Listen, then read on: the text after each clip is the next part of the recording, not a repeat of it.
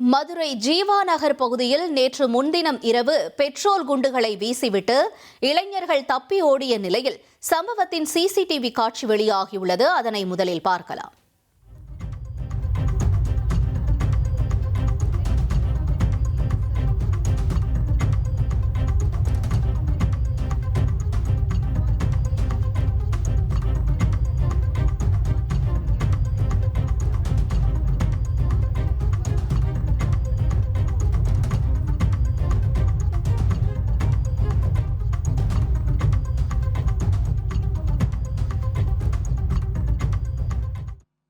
இந்த சிசிடிவி காட்சிகள் பதிவாகி இருக்கிறது எப்ப அப்படின்னு பார்த்தோம்னா, கடந்த மாதம் 25ஆம் தேதி இரவு ஜெய்ஹிந்த்புரம் பகுதியில் 3 இடங்கள்ல பெட்ரோல் வீசப்பட்ட சம்பவத்தில் 4 பேர் கைது செய்யப்பட்டிருக்காங்க.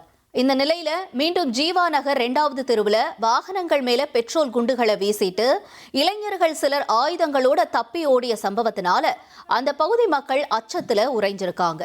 சம்பவத்தினப்ப இளைஞர்கள் ஆயுதங்களோட தப்பி ஓடும் சிசிடிவி காட்சியும் வெளியாகி பரபரப்பை ஏற்படுத்தியிருக்கு.